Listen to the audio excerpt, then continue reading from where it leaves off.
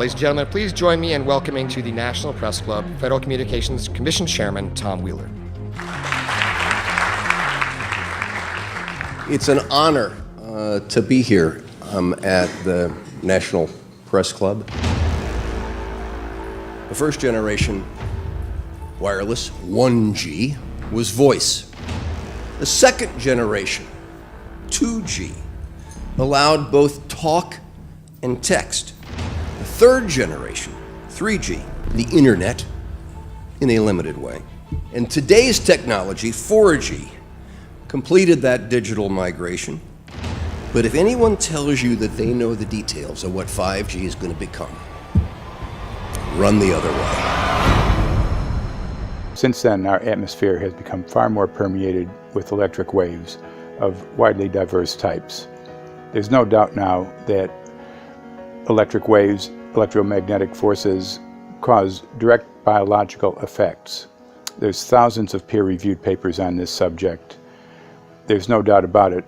But what are these effects? How are they affecting us? What can we do about it? We're now at a stage where we're putting in what's called 5G, which is a special type of broadcast for high-density information transfers. And it turns out that this is the same frequency bands that are used in crowd dispersal weaponry.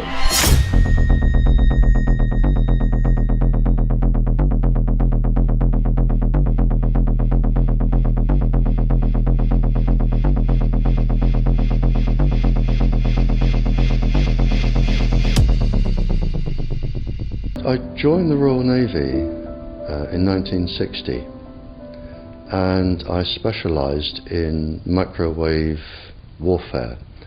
Radar, obviously, which uses microwave, but they don't just teach you radar, they teach you all about microwaves and other uses. So I understood about microwave warfare and how it can damage people, how it can harm people. Microwaves then were used as weapons, as they are today. It is a perfect stealth weapon, and when governments don't like a group of people, for instance the ladies who protest at Greenham Common in England about the American missile base they camped, they were microwaved. We microwaved Catholics in Northern Ireland to make them sick. It goes on all over the world, and it's a weapon that you don't know you're being targeted because the dose is very, very low, which is actually more dangerous than a high dose. It's very, very low, and it may take a year or two, but you can cause neurological damage and cancers with low-level microwaves, and you can make all your opponents sick. It's a perfect weapon for a government. Yes, 5G will connect the Internet of everything. If something can be connected, it will be connected in a 5G world. Hundreds of billions of microchips connected in products from pill bottles to plant waterers, requiring massive deployment of small cells. We won't wait for the standards. Now, to make this work, the 5G build-out is going to be very infrastructure intensive. We must reject the notion that the 5G future will be the sole provenance of urban areas.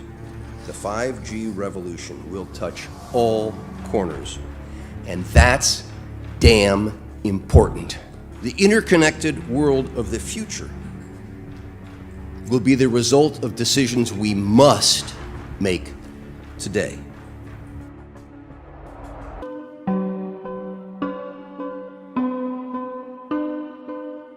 I'm Sharon Goldberg. I'm an internal medicine physician. I've practiced medicine for 21 years, and my background is mostly academic, internal medicine, hospital-based, clinical research, and medical education. I'm a certified Microsoft small business specialist. I worked on space station designing the cabling system for the airlock module, where I was responsible for EMI, EMC analysis, which is electromagnetic interference, electromagnetic compatibility. I am a professor in the Department of Epidemiology, Biostatistics, and Occupational Health, and I teach there both toxicology and health effects of electromagnetic radiation. My name is Daphne Tachover, and I'm the founder of an organization called We Are the Evidence.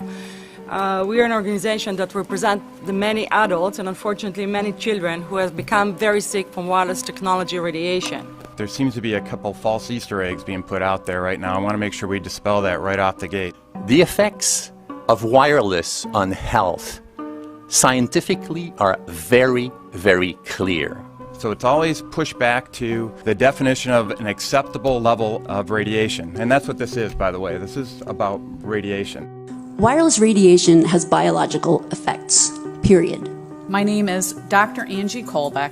I've been reviewing the studies showing the impacts of wireless radiation on our health, and there are now thousands of studies showing the following adverse health impacts to wireless radiation: cancer, oxidative damage, DNA failure. Things like memory, dizziness, anxiety, brain fog. Headaches, nosebleeds, cognitive problem, exhaustion. We have evidence of DNA damage, cardiomyopathy, which is the precursor of congestive heart failure. Reproductive and fertility effects. There are dozens and dozens of studies that show beyond any doubt what this radiation is doing to our sperm. Now, if you take the cell phone out of your pocket, the sperm will recuperate within 3 to 4 months. What would not recuperate would be the damage to the DNA of the sperm. That is irreparable. We are seeing increases in brain tumors.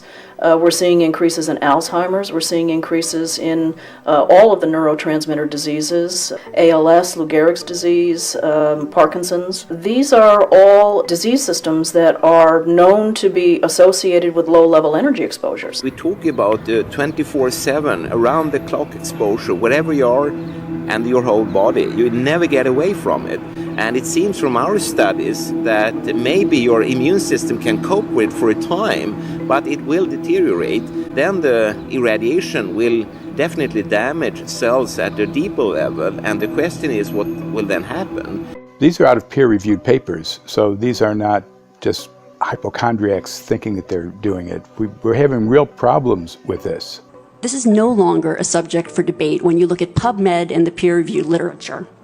These effects are seen in all life forms: plants, animals, insects, microbes. So 5G is not a conversation about whether or not these biological effects exist. They clearly do. There is scientifically evidence that is so strong that you can be certain that the standards used by the FCC to manage health effects are wrong. We need to start measuring how much radiation are people being exposed to before we roll out 5G. There are 4 kinds of electromagnetic fields that we know are harmful to human health. So radio frequency radiation, magnetic fields, dirty electricity, and electric fields, okay? Our exposure, any given person, and all humans are affected by EMFs. What is our exposure in a day? It's not one cell phone. It's cell phones, it's multiple wireless networks, it's smart meters, it's cell towers. It's this sandwich, and it all adds up. The data we're going to look at are all published science, testing results, or public standards. At the bottom end of the radiation scale of what's called power density, or signal strength, is the minimum level at which cell phones will work, which was found to be 0.2 billionths of a microwatt per centimeter squared. Pine needles were found to age prematurely at 0.000027. At short-term exposures of 0.05, children aged 8 to 17 experienced headache, irritation, concentration difficulties, and behavioral problems. 0.1 is the biobiology or building biology guideline for extreme concern. 1.0 produced sperm DNA fragmentation and a decrease in sperm viability in vitro. Also at 1.0, the science shows the following bodily effects can occur: headaches, dizziness, fatigue, insomnia, chest pain, difficulty breathing, and indigestion. 2.5 saw altered calcium metabolism in heart muscle cells. 4.0, changes in the hippocampus affecting brain memory and learning. And at 6.0, DNA damage in cells. So where are smart meters on this list? Electrical Power Institute in December 2010 measured a single Itron smart meter with pulses up to 7.93 microwatts per centimeter squared. Our own testing indicated approximately 8.0 with 1 meter.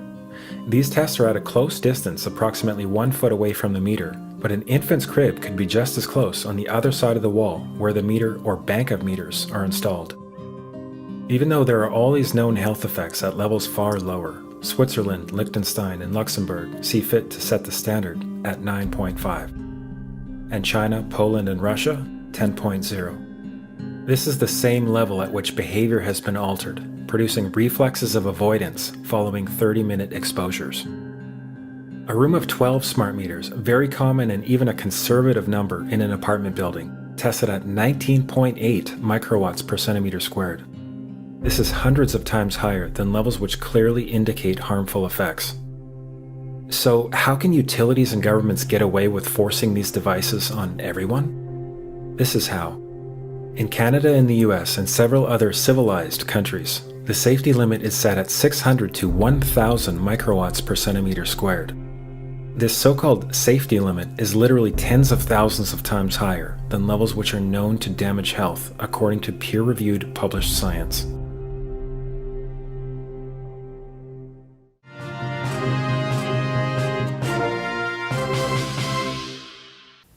Faster, better, more reliable internet.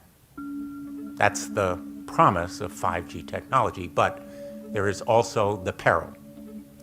Health hazards associated with radio frequency that is higher also and requires more transmitters and antennas. And the stark, simple fact is the health hazards are unknown and unstudied. And that is a sign of neglect and disregard on the part of the Federal Communications Commission that seems unacceptable.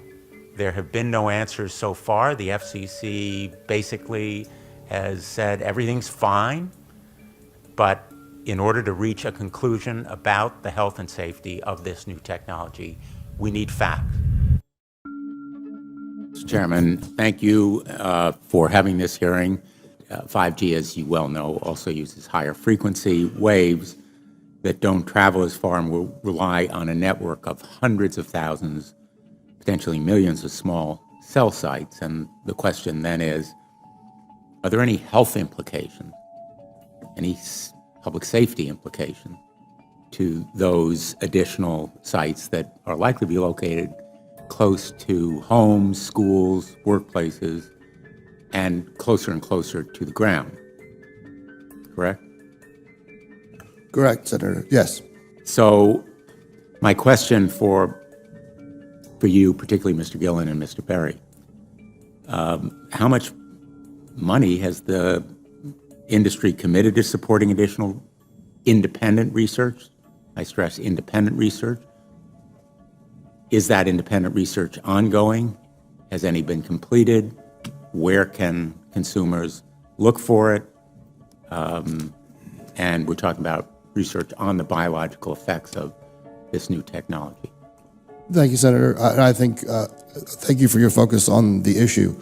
Safety is paramount, and as you alluded to, we rely on the expert agencies, we rely on the findings of the FDA and others as to the requirements to keep all of us safe. There are no industry-backed studies, to my knowledge right now. Happy to visit with you as to what opportunities you think there needs to be more studies, and we're always for more science. We also rely on what the scientists tell us. So essentially, the answer to my question, how much money? Zero. I can certainly follow up with you, Senator. To my knowledge, there's no active studies being backed by industry today. Anybody else know of industry commitments to back research, fund it, support it, to ascertain scientifically the health effect? No, I'm not aware of any. So there really is no research ongoing. We're kind of flying blind here, so far as health and safety is concerned. Thank you, Mr. Chairman.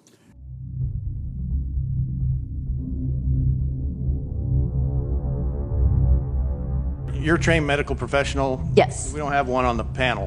What are we to make with of the American Cancer Society, for example, telling us there's no evidence of harmful product. Many of these organizations have conflicts of interest.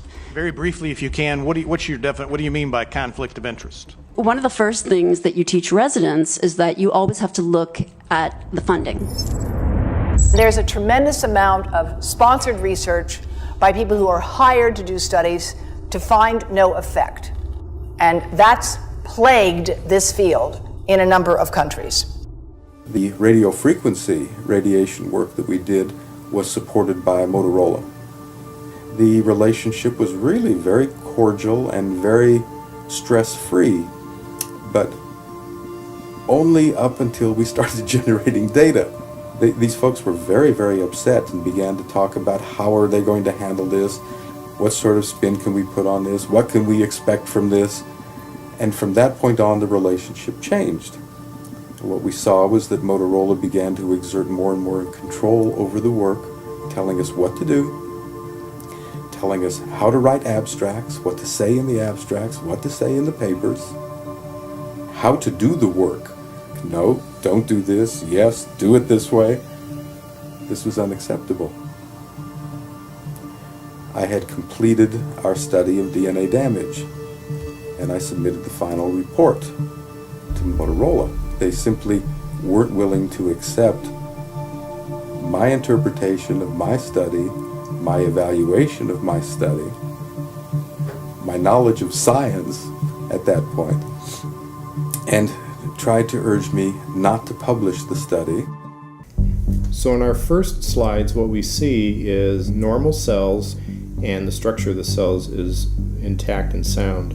This is what we would expect from a normal sample. So after 2 minutes of exposure in front of the smart meter at about 1 foot away, we see a totally different story. Sample 1, you can see a lot of degradation in the cells. The cell walls have been broken, and you see changes in the cells which are called mycoplasma. It shows a mutation to the cell. In the second sample, we see a different type of degradation to the cell membranes. You can see a corrugation here. This is called bottle cap formation, and it's known that this occurs due to oxidation or exposure to free radicals. So this third subject, when we did her sample, she had to be pulled away from the meter after 45 seconds because she complained about an increasingly severe headache. And here you see a phenomenon called rouleau, where the red blood cells are stacking up, which makes it very difficult for the blood to deliver oxygen to the tissues as they would be their normal function. Every single one of these is a degradation. Every single one of these shows a trauma to the blood cells, and that came from something, and the only variable was the smart meter. The good news in all this is the patient and the blood can return to normal once they have been removed from the influences of these stressors. Well, one thing is just our regular Wi-Fi, 2.4 gigahertz. That's in the same range as microwave ovens, which are also called radar ranges, because that is radar. 2.4 gigahertz is interesting. It's not the peak absorption rate in water for microwave frequencies, but it's at a point where it allows full penetration, because if it came in at the peak, it would prevent the insides from getting warm. So that's with basic Wi-Fi. Now when we look at 5G, 60 gigahertz, this is what they call active dispersal sort of weaponry, just to keep people back. It burns the skin. It doesn't penetrate, but 60 gigahertz is the frequency of oxygen molecule absorption. Since they have electrons that they share with each other, what we breathe is actually O2, pair of oxygen. So being bombarded with 60 gigahertz could very well impair our oxygen absorption rate in our body, and thereby the whole basis of our living system. Martin Paul says, putting tens of millions of 5G antennas without a single biological test of safety has to be about the stupidest idea anyone has had in the history of the world. So assessing all this, we have experts in various fields: military EMF weaponry, biological effects on humans, firefighters that are getting cognitive impairment by being near them, countries that are banning these sort of technologies around schools because of the impairment to cognitive. Let's weigh that up. We have to say, something smells sinister here. With the fifth generation, it's actually a whole new ballgame. It's not using the same technology. They're switching to military-grade millimeter wave technology. And when you look at this technology, I mean, if you go and look at DARPA reports, come and look at some of the patents that the United States military has put out on what they can do with psychological weapons, all sorts of things, crowd control, active denial, anything you can think of, this is what they can do with 5G. So any type of military application you can think of which has an electromagnetic base, they can do with 5G. And they're putting this out blanket across the population.